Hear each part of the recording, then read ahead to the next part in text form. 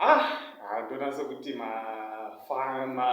ma-celebrity akatorana ose ndobva vaungana vakataurirana kuti aumana kana tikataurwa sizvo kumakomenzi nemafanzi angotaura zina kuti nakidza chete tinomupindura but tomupindura zviri diplomasi hakusi zvokutuka kuti anzokupindura bho but hey riri shoko rimwe rinotobaya kwete zvokutava rohwadza sanyaya ndainayo panapa guys ndoda kuti naviso akasubscribe to this channel chiti thank you nesupport yamuri kutipa uyezve ndisakangani kutenda asati wasubscribe ndichikutendai nekusubscribe kwamuchaita chiti subscribe click your notification bell kuitira pega pega panouploada latest video yamudii amudarikire. Nyaya ndainayo panhasi inyaya yemukomana anonzi Freeman.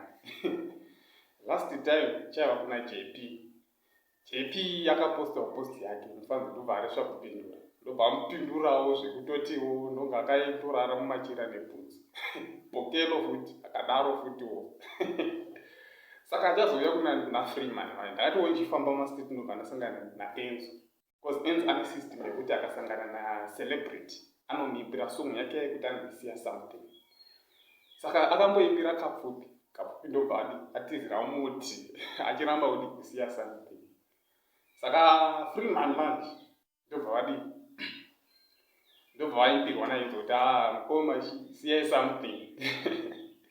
Saka Freeman vakabva vazoposta vakasiya chi10 US kuna Enzo ndobva vaposta yavo vachiti mageto youth akaoma ndakazobatanidzirwa kakamera naEnzo aisha pane vanhu vakuimbirwa siya something ndikasiya ka10 years kangu nekuda kuzviita mbinga plus kunyara kusada kunzi akaomera nemari yangu yefuel yakatoshota Enzo mwari aendewe ndiFreeman. Tichienda kune mufanzi manje wakazopindura zvikanzi nemufanzi ana Freeman nyararai hamuna mari mune dzekutenga hembe chete zvikanzi naFreeman ndati ndine mari here nhai sabhuku inga mukunzwa ndokutochema 10 years yangu kana musina nyaya endai muchimbuzi asekuru toswera takupindurai zvinokwana mukadzima tumasongs tese twakanzi Freeman mukachiite ukenyu.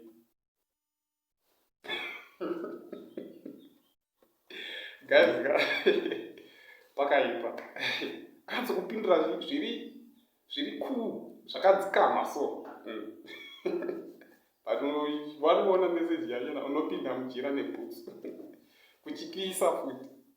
Saka ndoti macelebrity kuda vakanyatsokurangana kuti ngatidii ngatiwachise mafans varikuda kutowachisa ndobva paita zvimwe mufanzi because andinoona picture yandaisa yaFreeman akasunga kadhuku so zvikanzi noumwe but zvidhuku izvo hazvisi zvako hazvina kunatsokufita doctor zvikanzi naFreeman hachipfekerwe kufita airo unopfeka kana uchichida hako chete zvekufita zvazvino akupindura akati vakadzikama manje Freeman. Saka mamwe mascreenshot emamwe ndenda kuverengera ichi mamwe mascreenshot emafanzi vanosapota HKD boss zvikanzi kikiki Enzo haite kapfupi akazama kutizira muti zvikaramba love you so much guys zvikanzi ndoumwe kiki Freeman vakanyanya ini ndinokuda ini asotwa newe ngarudzi vaudze Freeman masongs ako anondikomborera I wish one day I will sing with you. Zvikanzi ndoumwe Freeman chero akadhisa usavapindure chingomeka sure kuti bhora mumapure usawanza kunzvenga wawana mukana wobairira mafonzi kubairira mafans toti saka ndo chandauya nacho guys, chiti mungoona kuti mafans anodi macelebrity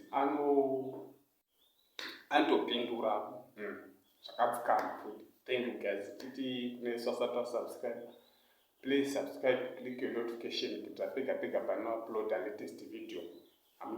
Amudarikire. Like a Hellcat.